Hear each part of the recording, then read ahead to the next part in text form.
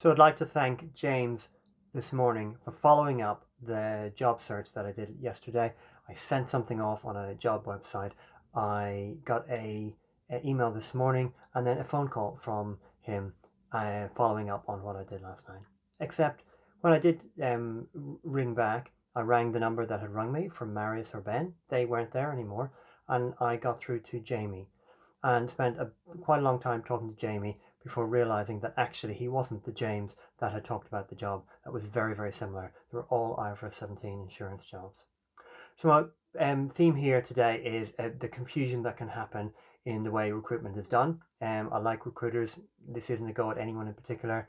Very sorry to Laura B about the syndicate role that I asked about because it was a different Laura B who had actually promoted a role to me some weeks previously. So some of the things are quite strange. On LinkedIn, it seems to get very confused between full-time work, which it does state, and whether it's a permanent role or a contract role. I've seen lots of variations where something says it's full-time, then in one bit it says it's a contract, and in another bit it's permanent.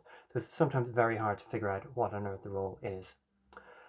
So there's that bit. There's also a bit where I've applied for roles that are only a few hours old, and then it says no longer available. And apparently, sometimes jobs are pulled, and there's always the suspicion that something is going on, that they're trying to get your CV or something else.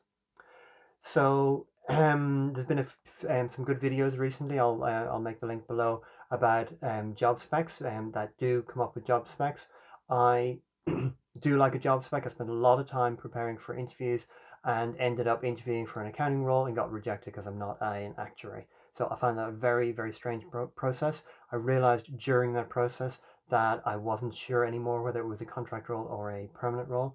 And I did go along with that for a while, where I could at least then get some positive feedback and then have that discussion about how to structure the role. So sometimes I can go with the role, but in a broad sense, it seems very strange that we have a big system where it's no longer clear what things are. And I think a few things are going on. There's the bits of information and the level of secrecy about the company at the very beginning, and perhaps even the location. So they want to get you to get a general idea of what the role is, maybe apply for it, and then find out more details about it. But it can create a very strange scenario, especially if the company is pulling roles or changing their minds or broadening their options in terms of permanent contract. So you can end up talking to people who unfortunately sometimes have similar names about quite similar roles if you're going for a particular area, and then going, well, have I applied for this role? Did I apply through you? Who applied first? If all the roles seem similar. And sometimes it's only a few days later that you find out the company name, the location, the salary details. So sometimes there's very strange gaps in information. And I think some of this can be decisions of the company. Some of it is a clarity of how the thing is written up on LinkedIn or the job website. And some of it is a lack of information that the recruiter gets, or it's copy and pasted from something else. So it's a bit strange.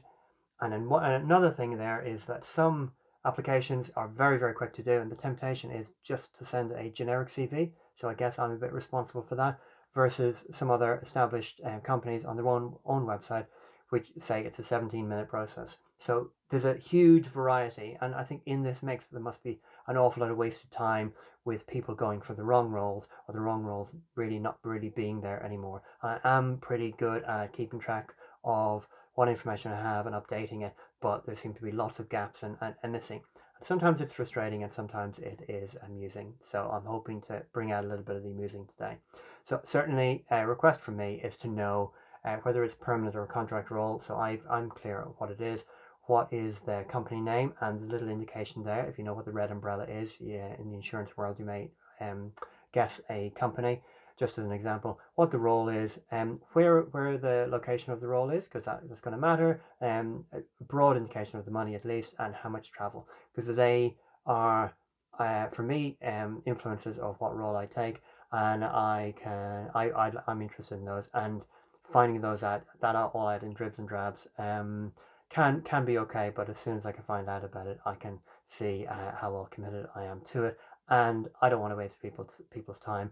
And I'm sure most people out there would like to get on, have clarity of what the role is, and then move on with the right candidates and make sure the job's done well. Hope you're having a good day.